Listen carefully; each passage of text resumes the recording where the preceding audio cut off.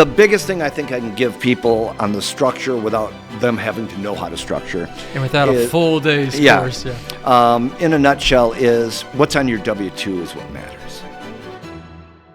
All right, we are now on chapter 3, which is planning a pastor's salary package.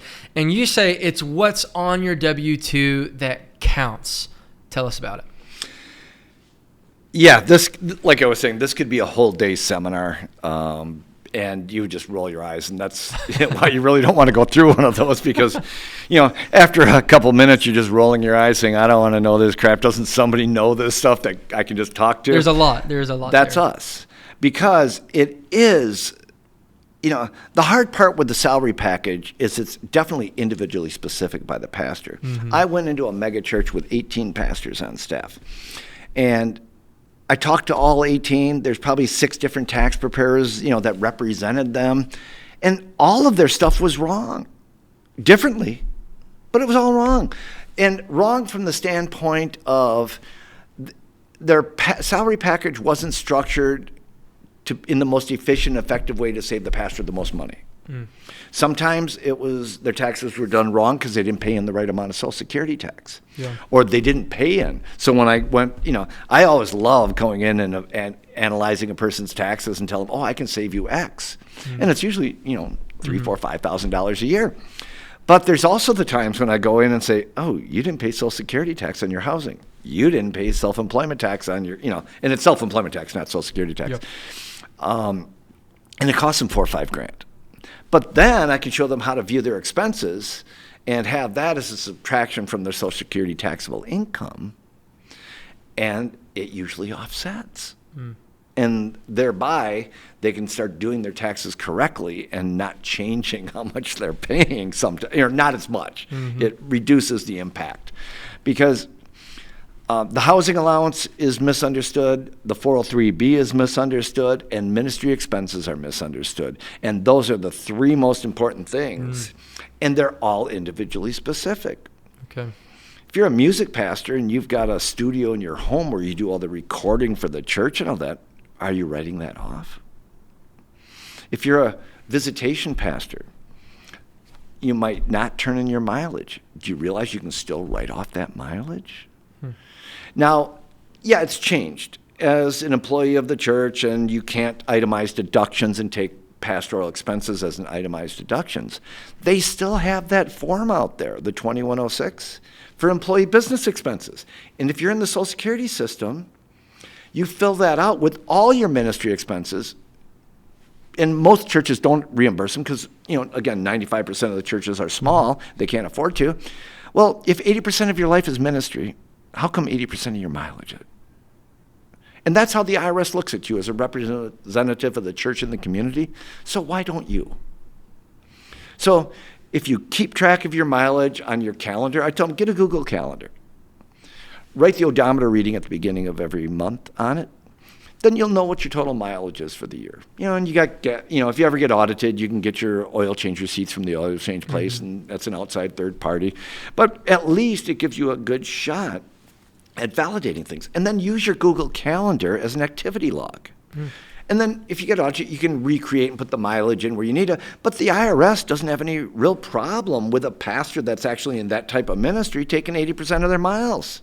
I mean, yes, in an audit you have to prove it. But again, you're not taking anything because the church doesn't reimburse it. Must not be deductible. Okay. And if you drive 15,000 miles and 12,000 of it is ministry, 80%, it's, $65, $67, whatever the new rate's going to be, that's $8,000.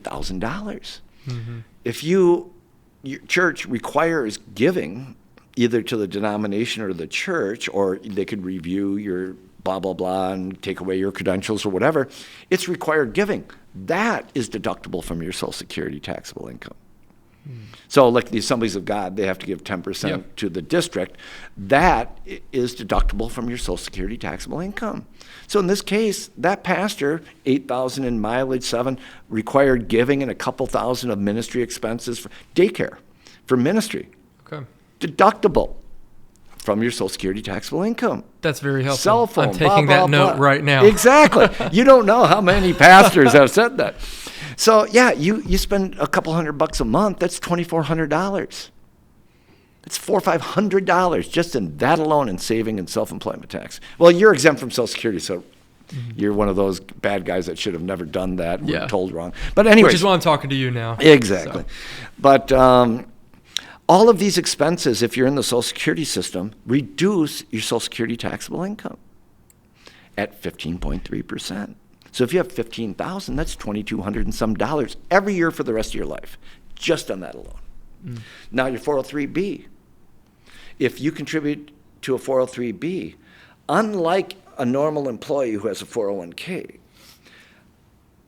on a normal employee, they have their wages are subject to Social Security, Medicare tax, but the amount they put into their 401k is subtracted, and so your box one is less.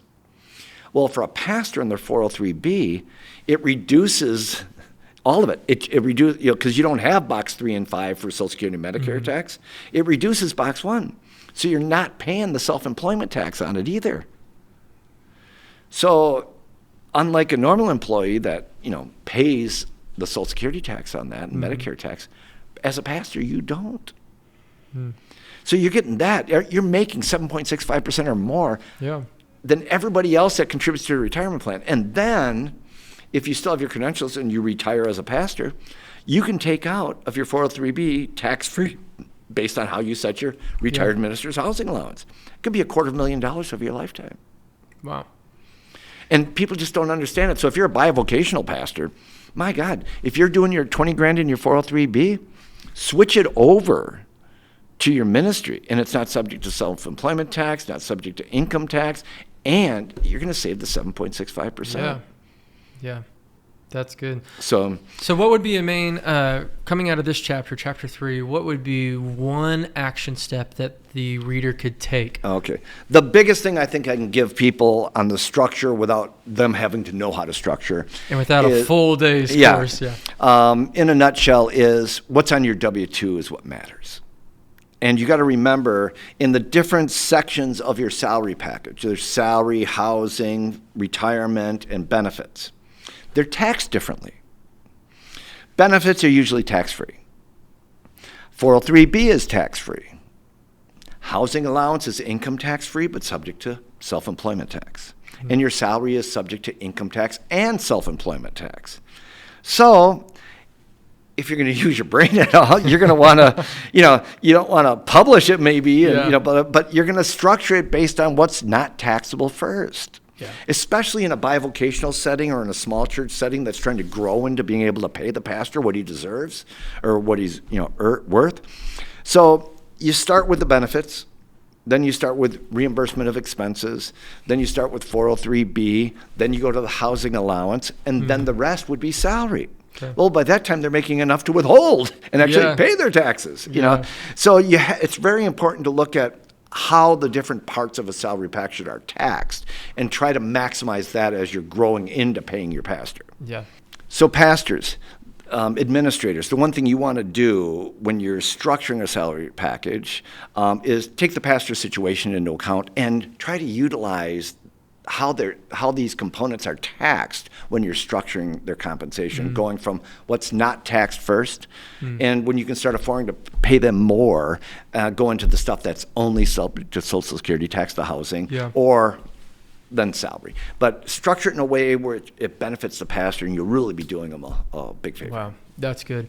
So if you're someone who says, I want to take these steps with my taxes, then go ahead to taxscott.com. Scott's team can do this with you. They can do it for you if you don't feel confident to do it on your own. But definitely take a step towards saving thousands of dollars on your tax returns. taxscott.com.